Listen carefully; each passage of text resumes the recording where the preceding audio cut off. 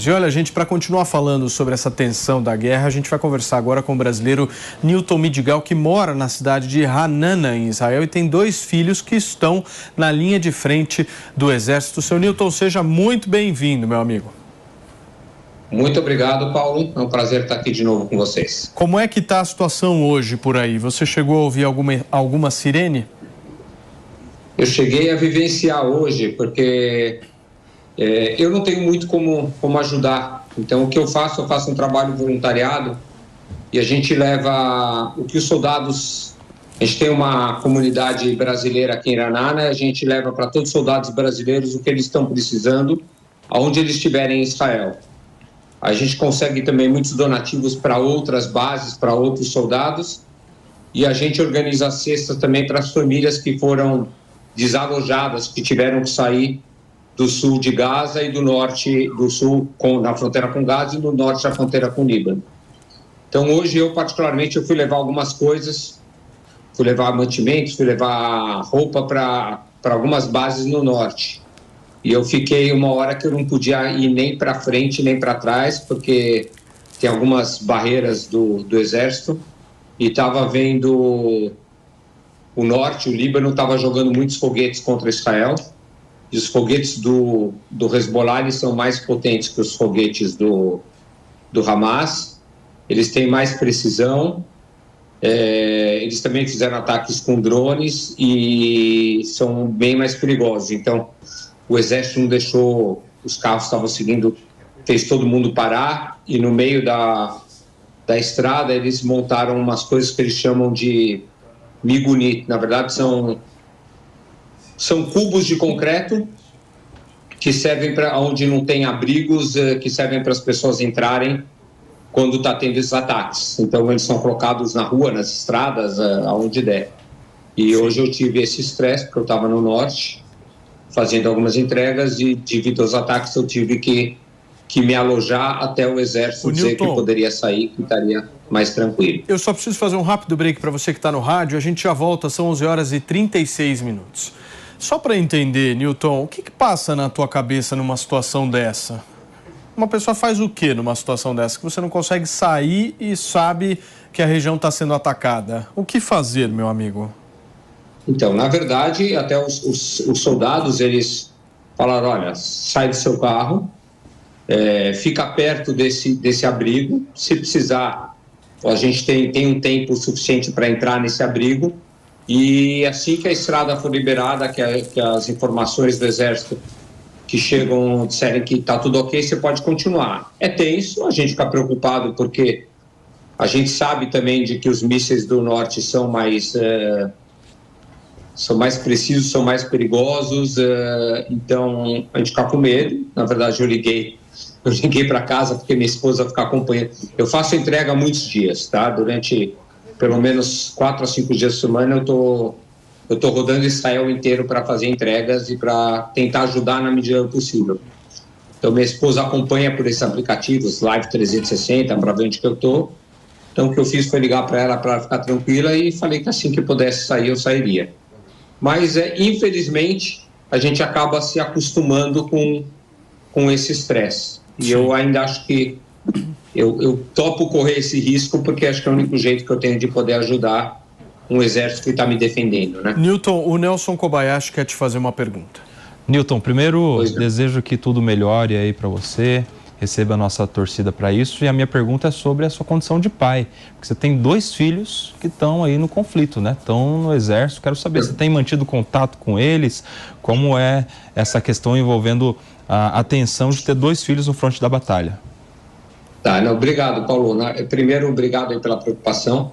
Na verdade, a informação houve algum ruído. Eu tenho um filho que está no exército, eu tenho outro filho que fez 18 agora e tem que se alistar no começo do ano. A gente não sabe se vai ser adiantado esse alistamento por causa da guerra, mas eu só tenho um filho que está no exército. Esse meu filho, eu tenho uma condição um pouco mais tranquila do que quase todos os outros pais, porque esse meu filho trabalha na parte administrativa no centro do exército em Tel Aviv, tá?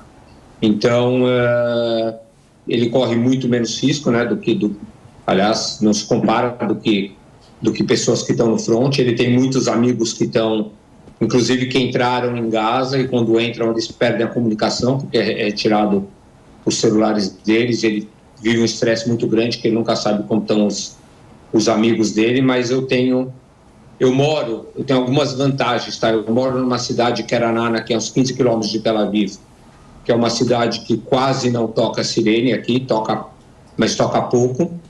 Eu moro num apartamento que a gente tem um quarto seguro, então, e a gente tem tempo mais do que suficiente para ir até o quarto seguro, então é tranquilo. E eu tenho um filho que trabalha numa base que seria em Tel Aviv, que também ele não está no front, mas o estresse é grande. Infelizmente, a gente conhece algumas pessoas que tombaram, que faleceram, e amigos que estão com os filhos machucados, mas é chato. O ser humano, ele se acostuma com muita coisa, infelizmente, com isso também. Mano. Seu Newton, primeiro, nossas energias positivas para que tudo isso se resolva o mais rápido possível.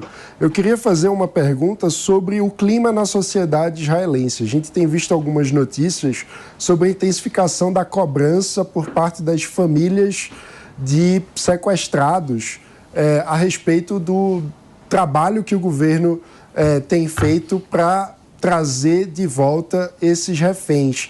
Então, eu queria entender como que está esse clima na sociedade israelense em relação à postura do governo Netanyahu na questão dos reféns.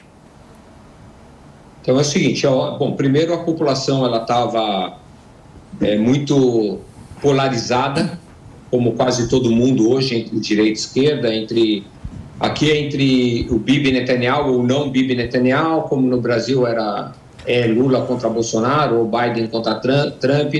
Só que agora a população se uniu. Então a população agora está unida com um objetivo comum, que é vencer essa guerra, porque infelizmente, se Israel não vence a guerra, Israel deixa de existir, então é uma subsistência.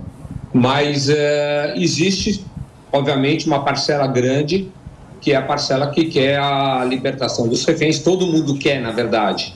O problema é qual é o custo. Se Israel já trocou reféns, por exemplo, Israel trocou o Gilad Shalit, foi muito emblemático, um soldado que ficou preso 5 anos, Israel trocou por 1.020 terroristas, alguma coisa assim. Quando eu falo terroristas, são... Deixa eu só receber quem nos acompanha pelo rádio. São 11h41. Para você que sintonizou agora na programação da Jovem Pan, a gente está conversando com o brasileiro Seu Newton, que está na cidade de Hanana, lá em Israel, e ele está relatando um pouco da rotina dele e principalmente da rotina do filho nesse conflito, que está na linha de frente da batalha. Para fechar, Seu Newton, pode seguir. Tá, então perfeito. Estava falando, está tendo algumas manifestações. É óbvio que os familiares querem que voltem os seus queridos, os seus entes, seus parentes, tudo. Só que Israel já algumas vezes negociou reféns por muitos árabes que estão presos aqui, com árabes que tiveram envolvidos em assassinatos, em mortes, então árabes com sangue nas mãos. E hoje Israel parece que não está disposto a fazer essa troca. Israel também não vai estar satisfeito só com a volta dos reféns. Ele quer eliminar a possibilidade do Hamas continuar atacando a população daqui. Então, a pergunta foi bem feita. Existe um clima de tensão, né? As famílias estão realmente cobrando do governo essa negociação, essa troca dos reféns, mas, ao mesmo tempo, o país está unido, ele está bem unido, e eu acho que só vai se fazer uma cobrança contra o governo quando terminar a guerra. Aí sim vão procurar esclarecer o porquê de tudo isso e também quais foram as falhas, mas hoje o país está bem unido. Muito bem, gente. Nós conversamos com o Newton Midigal, ele que mora nessa cidade de Hanana, em Israel, estava relatando um pouco para a gente de como é que é o dia a dia dele e da família nesse conflito. Muito obrigado, Newton. Um abração para o senhor mais uma vez.